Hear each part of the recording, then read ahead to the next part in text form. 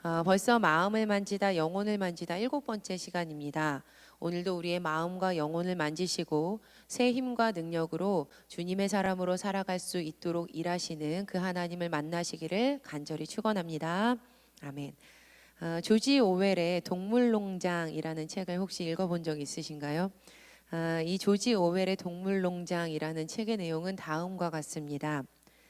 농장에서 소홀한 대우를 받고 있었던 가축들에게 수태지 메이저 영감이 반란을 일으키라라고 이제 호소를 합니다. 동물들을 모아놓고 너희가 소홀한 대우를 받고 있으니까 반란을 일으켜라고 이렇게 이제 수태지 영감, 메이저 영감이 말을 합니다. 그러자 동물들이 한데 힘을 모아서 농장 주인이었던 존스 아저씨와 관리인을 다 내쫓고 동물 스스로가 농장을 경영하게 되었습니다. 이 농장의 이름도 동물농장으로 바꾸었습니다.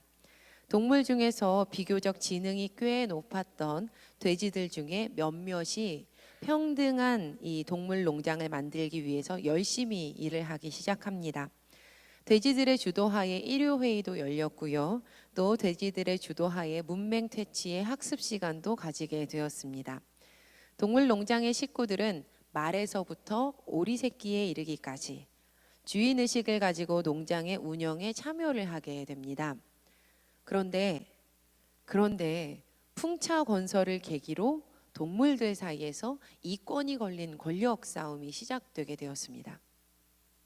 나폴레옹이라는 이름의 돼지는 간교한 대변자를 내세워서 동물들을 설득했고 사나운 개 9마리를 앞세워서 공포스러운 분위기까지 조성을 하며 다닙니다.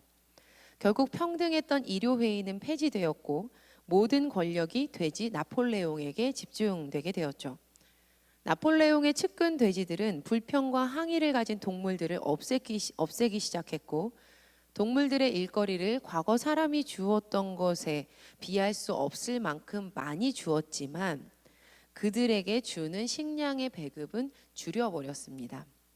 이제 나폴레옹과 측근 돼지들은 거짓된 가르침과 말과 일치되지 않는 거짓된 행동으로 자신들의 주머니만 두둑하게 채우게 됩니다. 결국에는 이 나폴레옹을 둘러싼 지배계급의 돼지들이 사람들보다 더 사치스러운 생활을 누리면서 호의호식을 하게 되었습니다. 이 돼지들이요, 과거 사람들이 살았던 집으로 이사를 했고 술을 마시기 시작했으며 침대에서 잠을 자기 시작합니다. 또 옷을 걸쳐 입고 사람들과 상거래를 시작해서 돈을 모으기 시작했죠. 동물농장의 마지막 장면은요, 이렇게 4발을 걷던 돼지들이 온몸의 힘을 모아서 부들부들 떨면서 2다리로 일어서서 걷는 모습으로 끝이 납니다. 마지막 장면을 딱 읽었을 때 한동안 멍해서 책을 손에 놓기가 어려웠습니다.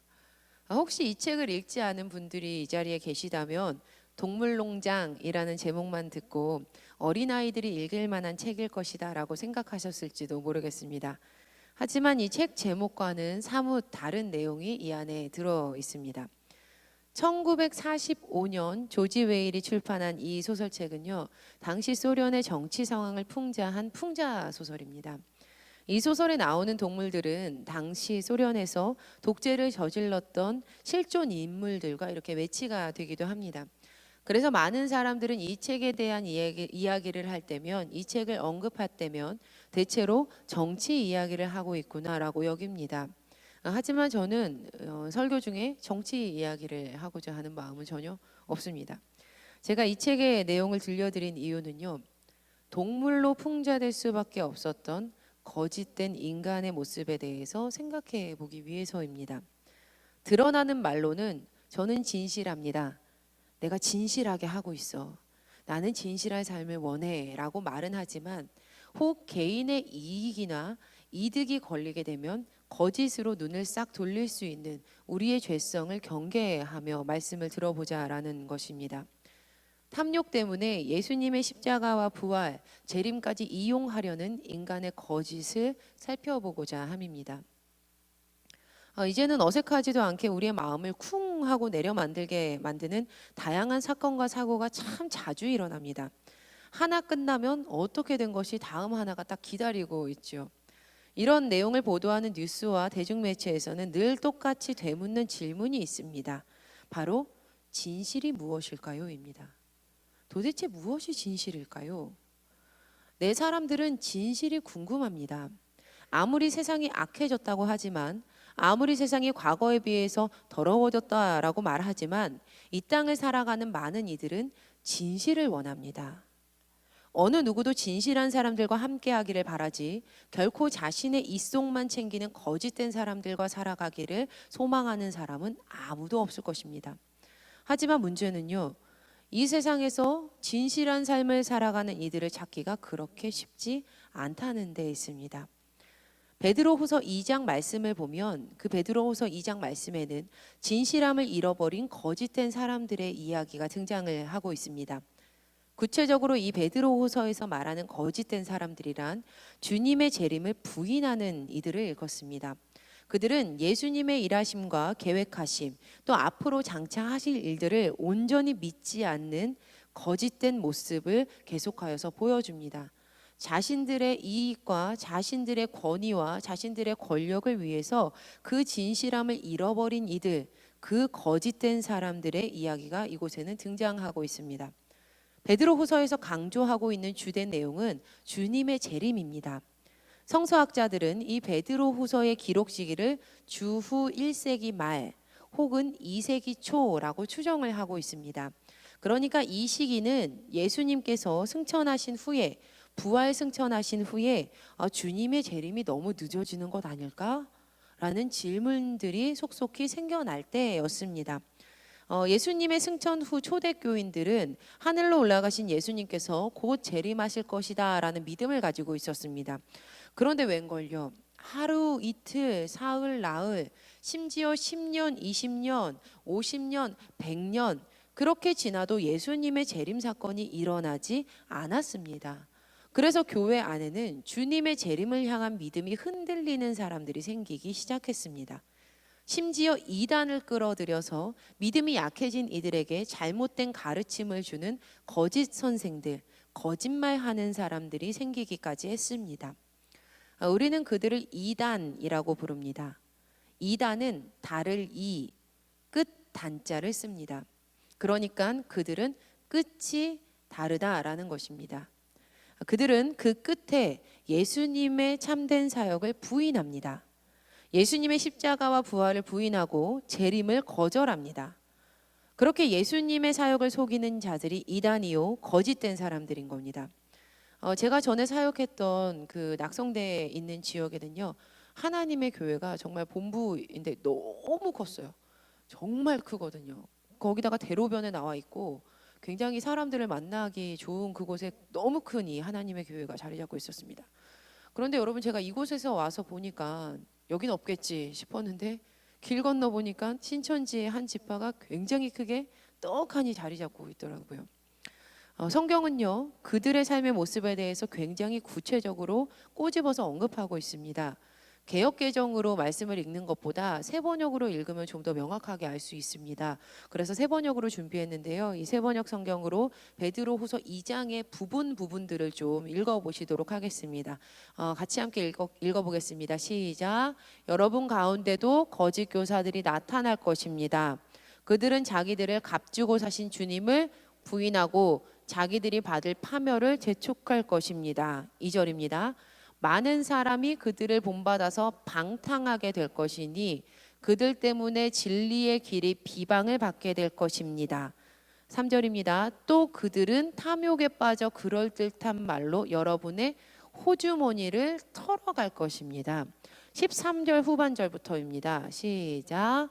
자기들의 속임수를 꾀하고 있습니다. 그들의 눈에는 가늠할 상대들밖에 보이지 않습니다. 그들의 마음은 탐욕을 채우는 데에 익숙합니다. 조지 오웰의 동물농장에서 거짓말로 그 동물 식구들을 착취하고 갈취했던 그 돼지들처럼 베드로후서가 꼬집고 있는 거짓 교사들의 삶도 마찬가지였습니다. 그들은 자신들의 방탕한 생활과 탐욕을 채우기에 급급합니다. 예수님의 재림을 믿지 않았던 그들은 삶의 두려움 하나 없이 그럴듯한 말로 성도들의 호주머니를 털어갔습니다. 마음을, 감정을, 생각을, 헌신을, 물질을 다 털어간 것입니다. 그런데 베드로후서 2장 1절의 말씀을 가만히 살펴보면서 이 묵상을 하면요, 좀 생각해 볼 점이 있습니다. 이 베드로후서 2장 1절 말씀을 보니까 내가 좀 생각해 볼 점이 있지 않을까라는 마음이 제 안에 좀 들었습니다. 바로 베드로후서 2장 1절은 너희 중에도라고 말하고 있다는 점입니다. 너희 중에도 거짓 선생이 있다라는 거예요. 여러분, 여기서 가리키고 있는 너희라는 말은 도대체 누구를 가리키고 있는 것입니까? 바로 교회 안에 있는 이들 중에서라는 말이 아닙니까? 참 두려운 말씀이었습니다. 이 말씀은 우리가 너희 중에도, 그 너희 중에도가 되지 않기 위해서 늘 깨어 있어야 하겠다라는 마음을 들게 만드는 구절이었습니다. 솔직히 우리는 성경을 읽으면서 지금 이 말씀을 읽을 때 나는 그 사람이 아니라고 생각하며 읽습니다. 나는 그 사람이 아닌 거예요. 나는 모세이고, 나는 다윗이며, 나는 룻이고, 나는 에스더입니다. 그러나 여러분, 이단은 끝이 다르다라고 말씀을 드렸습니다. 만약 우리가, 혹시라도 우리가 신앙의 끝의 모습이 달라질 가능성이 지금 조금이라도 내 안에 있다면, 나는 어떻게 거짓된 길을 가지 않고 있다라고 당당하게 말할 수 있을까요? 한국교회가 아프다, 한국교회가 병들었다, 목회자와 평신도 지도자들 중에서, 평신도들 중에서 믿음과 삶이 불일치된 거짓된 삶을 사는 이들이 참 많다. 교인이 더 거짓말 잘한다. 저의 마음을 아프게 만드는 평가들입니다. 왜냐하면 모든 것을 제가 다 전면 부인할 수가 없기 때문입니다. 정말로 병들었고 정말로 거짓으로 물든 삶을 살아가는 이들의 이야기가 우리의 귀에 심심치 않게 들립니다. 그런데 우리는 사실 처음부터 그러지 않았습니다. 가다 보니까 그 끝이 달라질 수 있는 가능성들이 우리 가운데 툭툭 튀어나오고 있는 것입니다. 그래서 저를 포함한 우리 모두에게 이 질문을 드리고 싶습니다. 오늘 말씀을 준비하면서 떠오른 좀 무서운 질문입니다. 교회 안에 있는 나는 거짓된 이가 아니라고 확실하게 대답할 수 있을까? 나는 절대 내 인생의 그 신앙의 끝이 다르지 않다라고 말할 수 있는 것일까? 나는 주님 앞에서 그리고 사람들 앞에서 시종일관 진실함을 잃지 않았는가? 여호사밧은 남유다의 왕입니다. 이 여호사밧이라는 왕은요, 이 사람이 왕이 되면서부터 그의 조상 다윗의 길을 따라서 걸어갔기 때문에 주님께서 여호사밧과 함께 계신다라는 이런 기록을 남긴 참 멋진 사람이에요. 그는 하나님께서 보시기에 정직하게 나라를 치리했기 때문에 온갖 부귀와 영화를 다 누렸다라고 성경이 또 증언을 합니다. 그런데 여호사밧이 누구인지 다음 좀 에피소드를 하나 들려드리면 아하 하면서 무릎을 좀 치실 것 같습니다. 역대하 20장에 기록된 말씀인데요. 모압, 암몬, 세일, 이 나라 사람들이 결탁해서 남유다를 쳐들어왔던 적이 있습니다. 하지만 여호사밧은 온전히 하나님만 의지를 합니다. 그래서 그들이 믿음을 가지고 있었던 여호사밧이 찬양하는 이들에게 예복을 입힌 다음에 그들을 앞세워서 먼저 전쟁터에 출전을 합니다. 그러니까 남유다를 치러 온 그 적들끼리 이 찬양이 시작이 되자 하나님께서 일하시니까 그 적들끼리 피차 전투를 벌이기 시작을 합니다. 끝내 여호사밧은 아무런 힘도 들이지 않고 이 전쟁에서 승리하게 되었습니다. 여러분, 한 번쯤은 들어보셨죠? 이 주인공이 바로 여호사밧입니다. 그런데 이 남유다의 여호사밧 왕은 비교적 선한 왕이었지만 한 가지 약점이 있었습니다. 바로 이 악한 왕 아합과 화친해서 지냈다라는 점입니다. 역대하 18장 1절을 세 번역으로 보면요, 여호사밧이 재물을 많이 모았고 큰 영예를 얻었는데 그는 아합 가문과 혼인의 유대를 맺은 사람이다라고 증언을 합니다. 그는 아합 가문과 참으로 악했던 북이스라엘의 아합 가문과 혼인의 유대 관계로 끈끈했던 사람이었습니다. 열왕기상 22장의 내용입니다. 남유다의 여호사밧 왕이 이 북이스라엘의 아합 왕을 만납니다. 그리고 아합 왕의 제안을 받아들여서 그를 도와서 길르앗 라못을 치러 함께 올라가기로 했습니다. 하지만 여호사밧은 믿음을 가지고 있었던 사람이었죠. 그래서 그가 먼저 이렇게 말합니다. 하나님께 물어봐야 합니다. 이렇게 이야기를 했습니다. 그래서 여호사밧과 아합이 전쟁터에 나가기 위해서 그 전에 주님께 물어보려고 이 400명 가량의 예언자들을 다 모읍니다. 하나님의 예언자 400명 가량을 다 모아요. 400이라는 숫자가 굉장히 큰 숫자잖아요. 그 사람들을 전국에서 다 모읍니다. 근데 두 왕 앞에 선 이 예언자들이 400명이나 되는데 모두가 다 똑같이 입을 맞춰서 길한 예언만 하는 겁니다.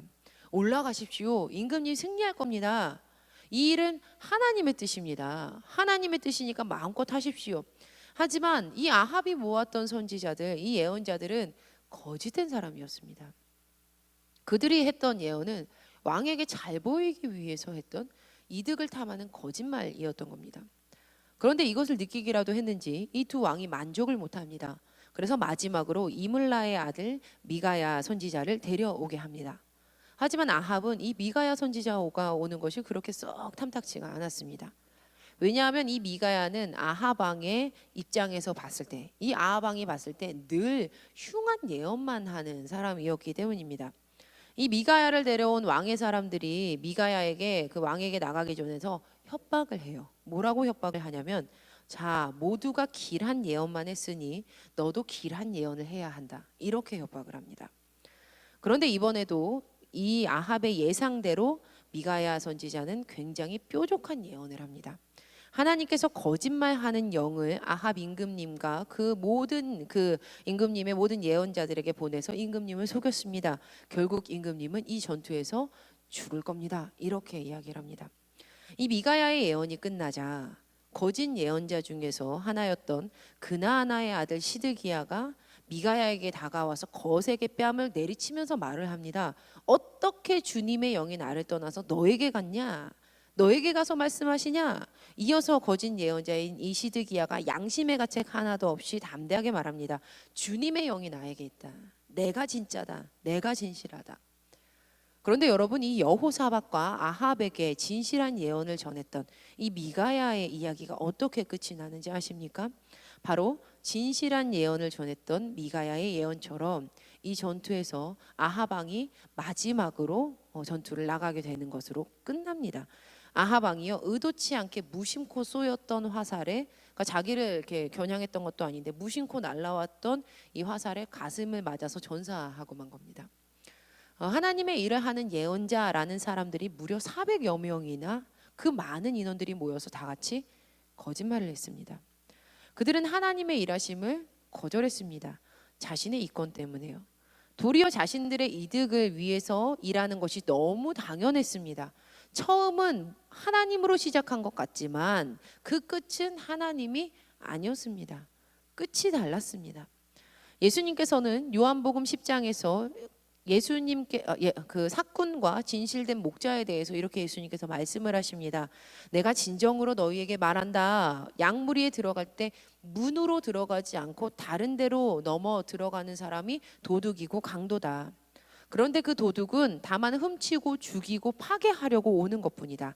하지만 나는 양들이 생명을 얻고 또 더 넘치게 얻게 하려고 왔다.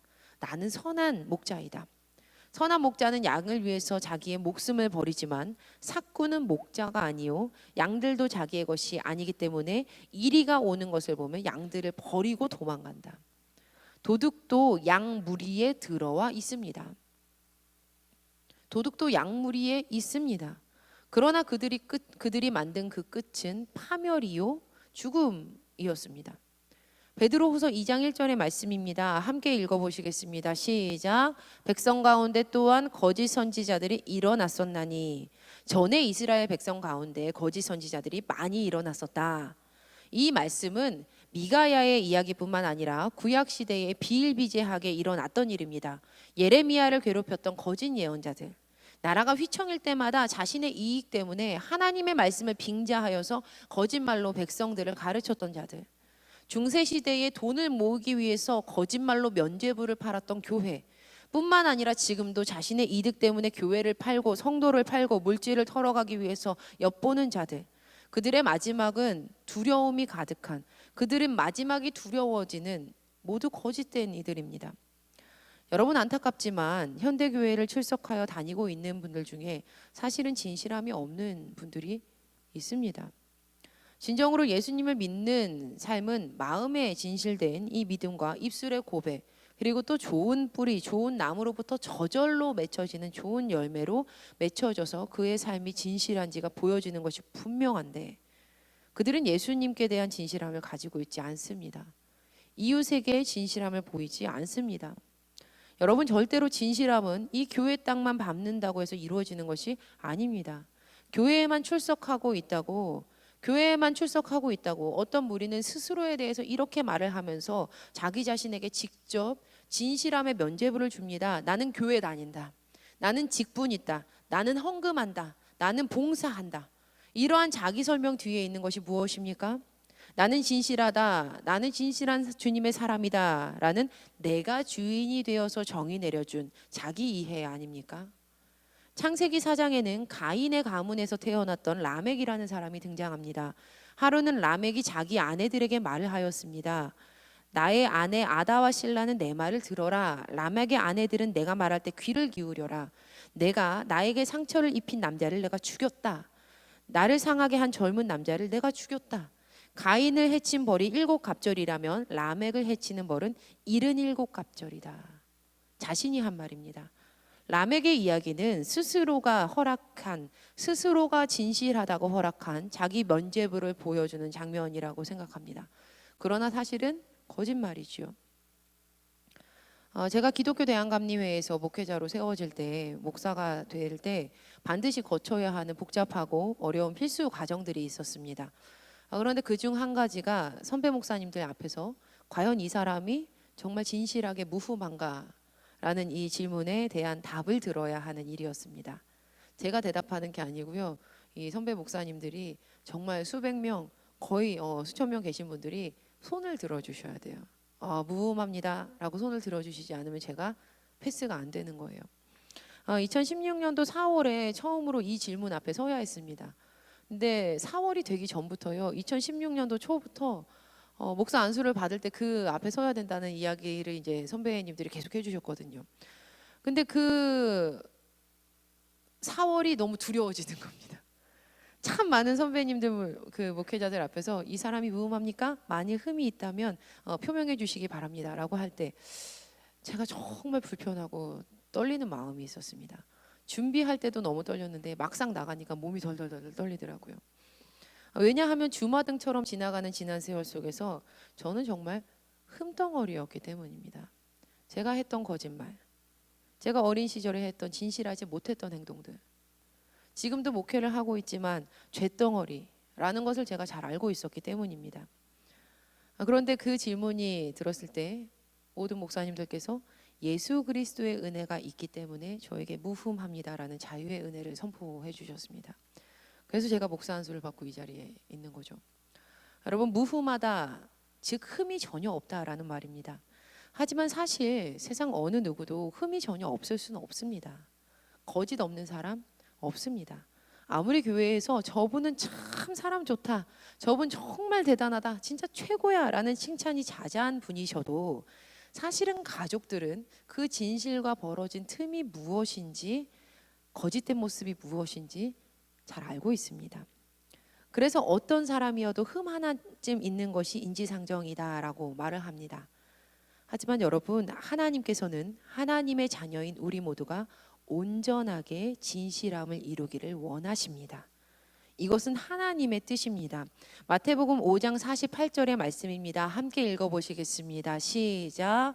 그러므로 하늘에 계신 너희 아버지의 온전하심과 같이 너희도 온전하라. 말씀은 우리에게 그러므로 하늘에 계신 너희 아버지의 온전함 같이 너희도 온전하라 라고 말합니다. 참 쉽지 않은 명령이지만 우리는 이 말씀을 따라서 살아갈 수 있습니다. 우리는 그렇게 살아야만 합니다. 왜냐하면 우리 주 예수 그리스도께서 우리를 거짓에서 벗어나 진실된 하나님의 자녀로 살아갈 수 있도록 십자가와 부활의 은혜를 허락하여 주셨기 때문입니다. 그 일을 하신 하나님은 너희의 아버지라고 오늘 말씀에서 우리에게 알려주고 있습니다.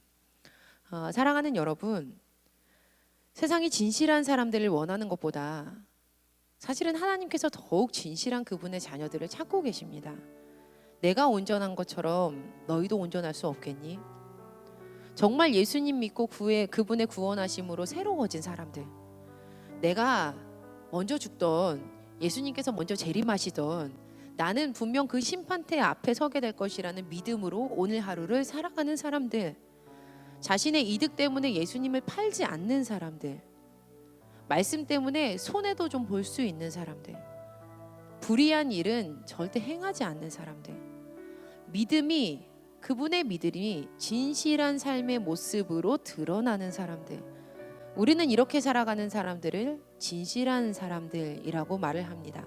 진실한 온전한 하나님의 자녀라고 말합니다.